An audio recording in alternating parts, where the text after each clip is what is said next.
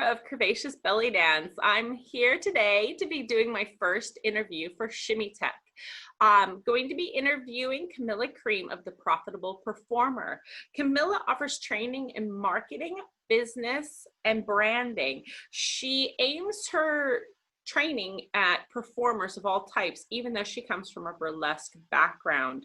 She offers one-on-one training sessions along with handbooks and runs the Facebook and Instagram page called The Profitable Performer. Camilla was voted the 9th most influential burlesque figure, and that's in Australia. And she was crowned 2018's Miss Burlesque Tasmania. She is a performer, she is a producer, and a coach. And I have brought her here because she really is, she's got a lot of training in marketing, business, and branding. And I really want to talk to her today about how we can help build our social media. She has knowledge in a lot of different areas, but really want to focus today on Facebook and Instagram, so that we can maybe bring her back in the future to talk more about other topics. Anyway, I just want to say welcome, Camilla Cream.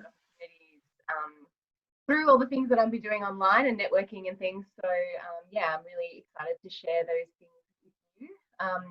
My journey into burlesque started my performance started late in life. I started dancing in my early 20s and had no idea what burlesque was until my late 20s, and then just went, oh, burlesque, what is this? So I found I just kind of fell into this whole new art form and this freedom of expression.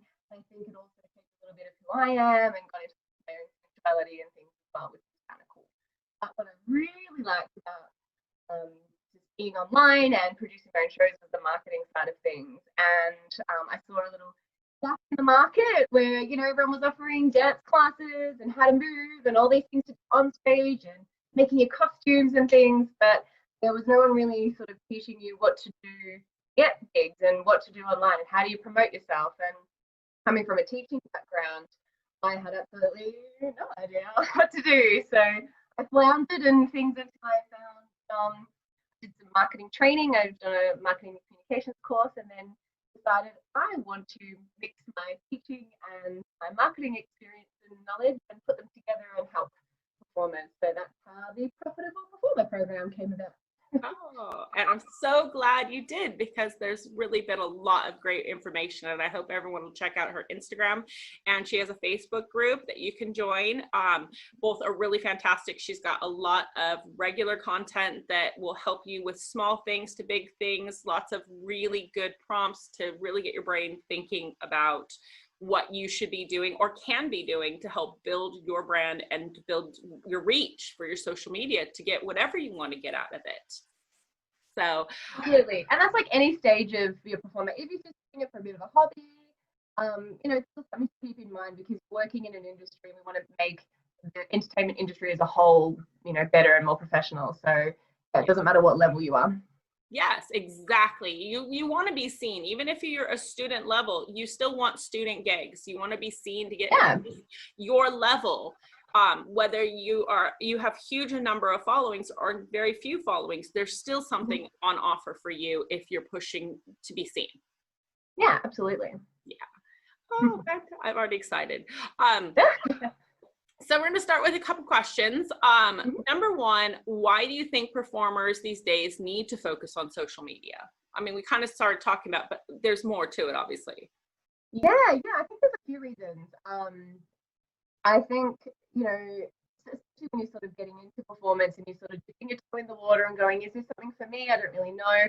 You might not want to go out there and buy a website and start managing that. So that's a big commitment, financially and time-wise. So like a free kind of home or free website you can have, which is always quite good. So why not take advantage of that so you can be seen for no money? I think it's a really great way to connect with other artists as well. So you can see what other people are doing and get inspired by them. You can connect with other producers and, you know, get gigs that way. You can connect with even people from other genres that might inspire you in a different way too. I think it's really good to be part of those conversations in your industry and, you know, be connected with people, build those relationships. Yeah. I mean, yeah, like how easy is it to like just be in your PJs at home, sitting on the couch, like chatting away, and then all of a sudden you get a gig, and you know, you don't have to put on a face. It's great. Exactly. I think for me, social media has been one of the biggest job opportunity grabbers as well. So a lot of people post, like local producers will post shout outs online to say, hey, I've got a gig on this date. Who's got this particular genre? I'd love for you to be in my show. And so there's a lot of call outs like that on social media. And I probably get maybe 75% of it from social media shout outs like that, or being involved in groups and things. So it's definitely worthwhile being on social media for sure. And that's Facebook and Instagram are like two major ones. But there's even other things like Twitter, even LinkedIn, which is getting a bit more like Facebook now. Good one to consider. I pretty much treat it like Facebook. I tweak like the post to be a bit more business-like. Yeah, a bit more. Anyway, there's TikTok as well if you're into that. Doesn't really work for me because my content is too sexy. So my things get taken down, but it's definitely something fun to create different little videos and things to put on other socials too. What else? Oh, we talked about inspiration. So yeah, I mean, they're my top kind of reasons why. Yeah. Cool. Yeah, that's really helpful, especially talking about the call out gigs, because I do think that is something that people aren't always aware of, is that sometimes last minute fills, or just there's people who just don't want to get call out performers other ways. They want a quick and easy way. So that makes a lot of sense, that a lot of people could be missing performance opportunities just because they're not opening up their social media. I think that's a really good point. I almost didn't think of that. That's and that's absolutely. We want to be seen. We want to perform. We're performers. Yeah. A lot of those local, little local shows as well, which are one of my favorite shows. I'd rather perform on a small stage to a group of people. It's so much more intimate. Big stages are great and grand, but there's something special about performing this close to people and getting up close and personal. I love them. So yeah, I mean, if you're not with an agency or a company that's getting you gigs, why not jump on social media to be seen and get more? Yeah. And the reality is that whereas burlesque has that kind of stuff, belly dance doesn't tend to have as much of that being seen. So I think it's even more important in belly dance in particular, which some of you guys are belly dancers, that it's even more on us. I mean, yeah, there's weddings and stuff, but it's these other performance opportunities we have to really reach out and find a way to get grabbed for. Yeah, and there's nothing to say that you just have to go for shows that are your genre. I mean, I've been talking to musicians and say, hey, could I come and dance for, one of your band gigs and just come out for a number and improvise or something? And, that's a fun way to network and get different opportunities. And that's a fun thing to do too. So think about like other avenues. You don't have to just go for your genre of performance. And there are a few fusion dancers I know that are doing this, and I'm kind of curious to see how many other fusion dancers start to take advantage of the fact that, I mean, definitely classical dancers can do this as well, but if you're already doing heavy metal fusion belly dance or doing gothic, that's the idea. Reach out, think a little bit further. See, she's giving us great ideas. And there's something so special performing to live music too. I love that. It's one of my favorite things. As a dancer performer, it really does come down to live music is like living. Yeah. So my next question for you is, what are 5 super basic things that you think we need to be doing regularly with our social media? Yeah, there's so many. Narrowing it down to 5 is tough. I know. I didn't want to give all your secrets away and also take like 2 or 3 hours of your time. That's why I figure we'll commit you. I'm happy to chat. I can chat all night about this. I will bring you back. I'll bring you back. Please do. I think something I talk about a lot in my group and in my posts and things, and with my one-on-one sessions, is branding. And I think a lot comes down to branding, knowing who you are as an artist and using that as a driver to put yourself out there. I think once you start getting really confident as who you are and what you want to do and what your values are, and what kind of person and performer you want to be, then that kind of makes everything easier. Like you kind of go, oh yeah, I know what caption to put with that because it matches with what kind of value or what kind of perception I want to put out. A huge one I would say is actually be social on social media. You know, it's called that for a reason, and it was built with the intention of people to connect together, and that's how the algorithms work. The more that you connect and like and share and save and comment, then the more you start seeing other people, more other people start seeing your posts, and you know, it just kind of snowballs from there. So you know, connecting with people, adding friends, adding producers, adding other people within the live entertainment industry, liking their posts or commenting on them, sharing them, saying why you shared, all that kind of stuff. Engaging and being social is going to help not only with your reach online and you being seen, but also just staying connected with your industry. And that connectedness and that feeling of belonging is nice. You know, we're solo artists a lot of the time, and you know, fly alone, but it's nice to feel connected to people. Yeah. So yeah, that's definitely something, that's like my biggest one. Be social. Yeah, I think with the branding thing, be consistent. So you know, if I'm posting things about my big thing is about community and helping people and networking and connecting, and so if I'm posting that on Facebook, but then on Instagram I'm all about the applause and it's just, oh, I'm just pretty and stuff, it's not sending the same message. Yeah. So yeah, being consistent across all the platforms that you're on, even if it's just two, I think that's really important. Then your audience sort of trusts you a bit more, they know what to look for, they see that you're a bit more genuine, that kind of thing. Oh, use hashtags. So we were talking a little bit before about hiding your hashtags in your stories, which is a fun thing to do. My favorite thing. Tell us more, because everybody might not know this, but this was my favorite new hack. So definitely I would say. Yeah, so in Instagram stories, what you can do is, like, a big way to get more reach is pop a hashtag in your story. Now, sometimes when you've got a really nice picture, you don't want to have that hashtag just like cluttering up your picture. So you can select the little color dropper and then choose the color in your background, and you can hide it so it blends in with the background, and it's the lifesaver. Secret hashtag. It's my favorite toy. I'm so abusing it. I heard you told us about it like about a week or two ago, and it's become like my new abuse thing. I love it. It's so much fun. I love doing it too. I use it all the time. And sometimes I'll post something and forget and go, oh, I'll just download that story, and I'm like, I'll repost it again and put the hashtags in. Exactly. That's terrible. It's terrible. But yeah. Yes, it's a fun hack. Definitely try that one out, guys. So yeah. Okay, I think we're like 3. 3, yeah. So another one would be use a mixture of different content types. So a lot of people engage with things in different ways. Some people really like just looking at photos and just scrolling through. Some people really like reading posts. Some people like watching videos and turning the sound on. So you're thinking about having a mixture of those different posts, so you're getting everybody at, you know, every different angle that you possibly can, and reaching everyone. And you know, variety is the spice of life. So why not, you know, make it interesting for you too. And my last one, just be genuine, be authentic, be you. Don't try and copy someone else's style or do someone else, because people see through it pretty quick. And I guess that kind of goes with the branding, but yeah, just think about who you are as a person and as an artist, and just fix that. Yeah, I think that's a great one.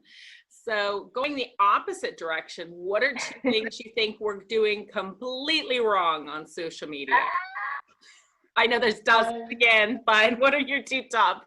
I was trying to think about what I see the most, and maybe something that sort of encompasses all the different genres of live entertainment.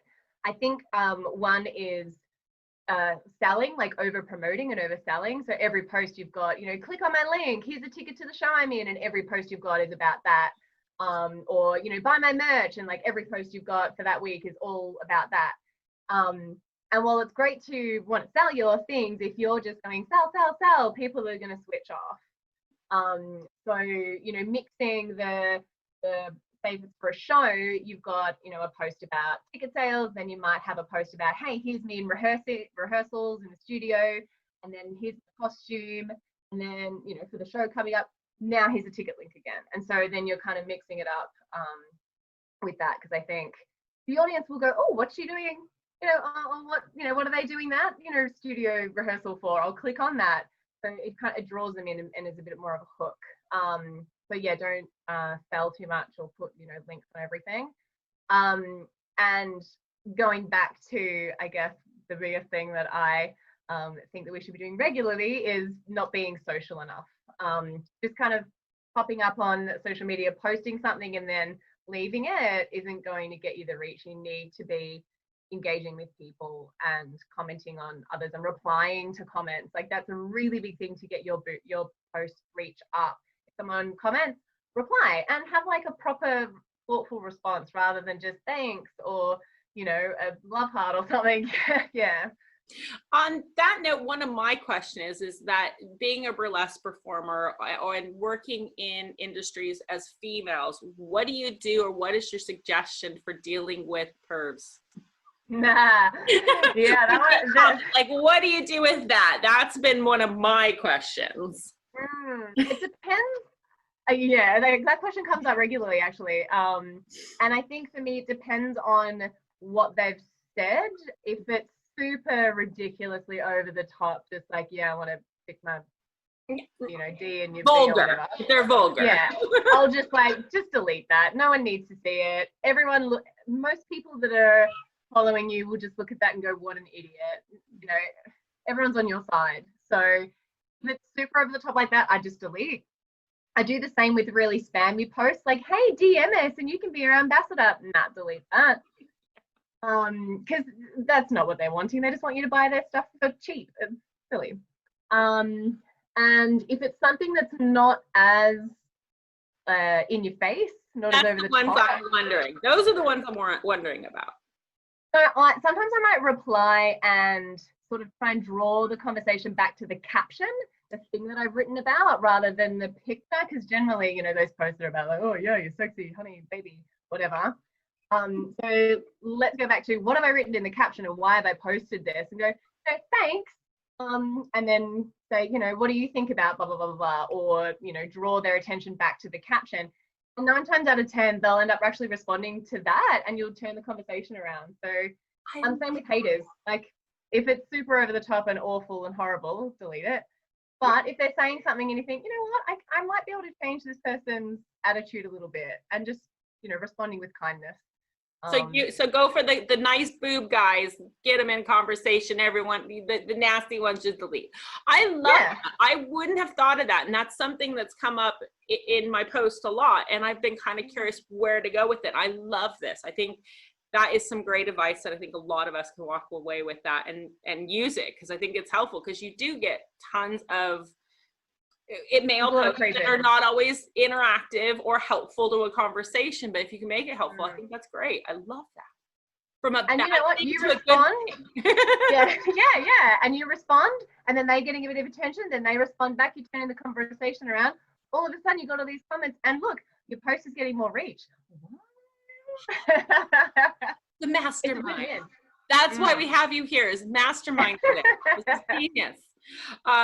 So I have been following the Profitable Performer, I think since just about you had opened. It was quite new when I think I found you, and you regularly talk about documenting versus creating, and I wanted to kind of talk a bit more about this idea and how we can be using this.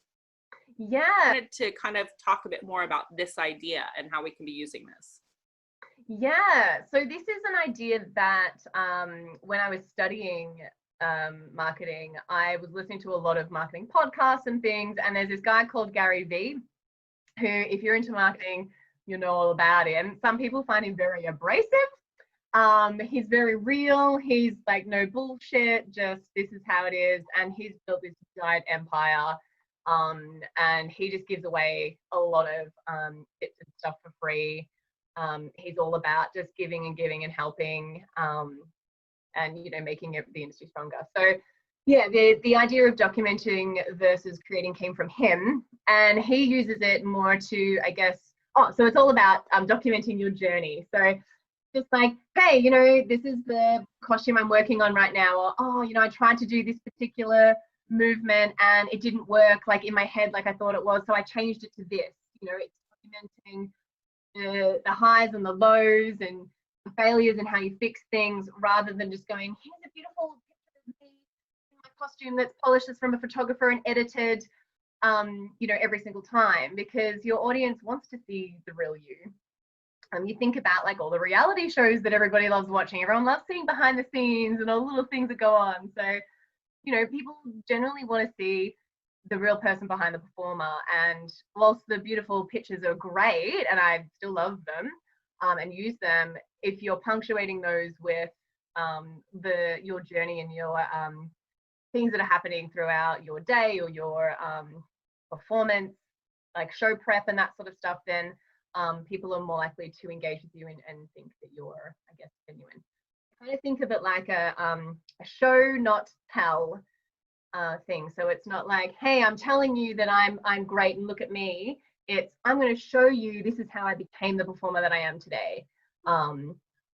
Yeah, that's all about that. So it's not like promote. Here's my pretty pictures. It's like, hey, this is me doing this. This is me doing this. And yeah, I really like it. I think it's super beneficial. It gives your audience, you know, that little peek backstage into things that you're doing, your life as a performer. It focuses on more of the human aspect of you behind the artist.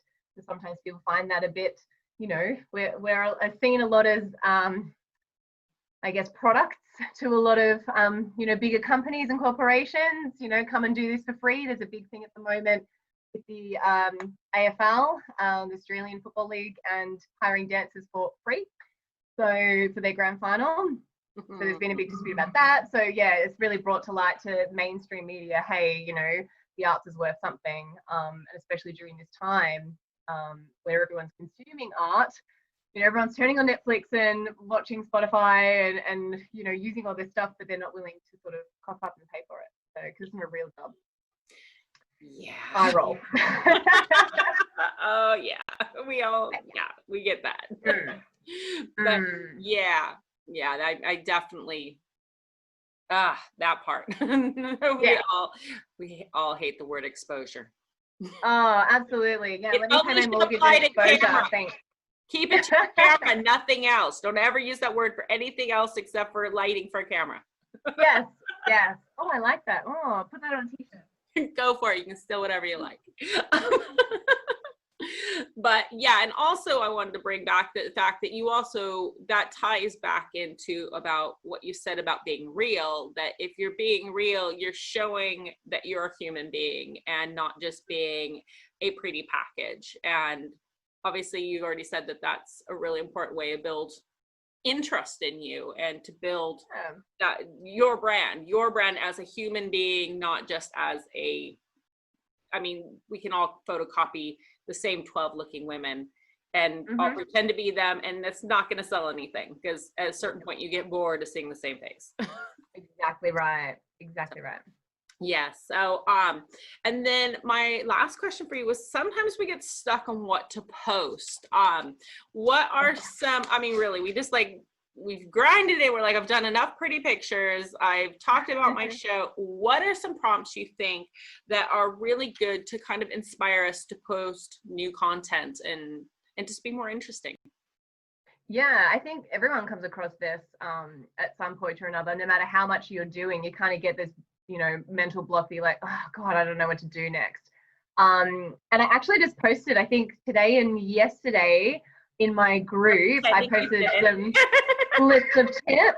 So yeah, so I guess the whole documenting thing, go behind the scenes, you know, what are you working on now? What's a day in the life of you as a performer? Puppeting your stories in the morning. I'm waking up, having my coffee. Oh, now I'm going to the studio to do some rehearsals. Now I'm, you know, throwing up my costume. You know, documenting through your stories, going behind the scenes. You can do an inspirational quote, something that, you know, has inspired you and why it's inspired you. Maybe puppet in your branding colors or something, if that's something you like, playing with Canva or something like that. I like doing that. Yes, we'll talk about Canva another time. Oh, that is my favorite thing to play with. I love it. So many people do. I'm still old fashioned. I still Photoshop because I'm building up my Photoshop skills, and that's my lockdown rule. But Canva is, I think, a great access point for people who don't have a very expensive program. Oh, 100%. I use Canva because I have no idea how to use Photoshop. That's like, one day I'll learn. One day I'll learn. Just stick with Canva. You're probably doing better. Yeah. Drag and drop, so much easier. Yes, but Canva is definitely something we'll have to talk about another time. But yeah, the prompts that you did list some stuff recently, so definitely check out her page. There are some fantastic other prompts. She's got a lot of really good things. And yeah, and then one more thing, branding colors. You've talked about that a couple times. Can you talk briefly about this idea? Yeah, so traditionally in marketing, a company will stick to a logo or, at least their name in a particular font or a color. And that becomes sort of instantly recognizable. I mean, you think of McDonald's and the golden arches, immediately when you see a yellow M, that's what you think of. So I think about a color or a couple of colors that I sort of use so that when you look through my Instagram page, if you kind of squint and like flick through my Instagram, you'll just see pink. So every time I do a coaching session with some performer, I'll go into their Instagram and I'll squint. I'll be like, what color do I see? And then I'll say, hey, I've noticed that, that you're using a lot of blues. Is that intentional? Or, what kind of color do you see yourself? And so that's really interesting. And so for me, my color's pink, if you didn't know. There's no missing that. On the Profitable Performer, there is zero missing that. Camilla's got a little bit of flux, but Profitable Performer, man, it is that. Pink. I love it. I love it. So I've decided pink is like my uniting color. And so whether it's for my makeup, my hair, my costumes, my lighting, the feel, just like the pink kind of feel, it has to have an element of pink. I love But I think, that's just something so your brand is easily recognizable. And it's again about being consistent across, platforms and, different genres or different content types. Yeah. And for everyone, you don't have to go quite as far as having your lighting being pink, but how freaking amazing is that? I love this idea. I love that taking it that far is like doing my Libra heart in. I'm loving it. I just think that's fabulous. Yeah, it's gonna make me want to go back and look at my color scheme. Oh yeah, do it. It's fun. Yeah. I like playing around with it. So anyway, also since we're gonna kind of wrap up, I wanted to have you talk real quick about your brand new workbooks. You've just released your workbooks. She's got a business one, a marketing, and a branding, and I'd love to hear more about the books. Yeah, so I started out building just this big program that was all about like kind of video lectures and then activities or worksheets to kind of go with them. And it was a really kind of big program, and it takes, a few months to kind of get through. I thought, well, what's another way that I could get to people, like, offering different content types to engage audience members? How do I offer different products so that I can engage different performers and their different learning styles and the way that they want to engage with this kind of content? So so I had the videos and the worksheets, but then I created these handbooks. So it's a whole lot of information about the branding ones. I got some information about what is branding, and then how to create your brand, and then something about communication, and then how to improve your communication. And so there's all these different topics, and then practical activities you can do to improve your skills in that area.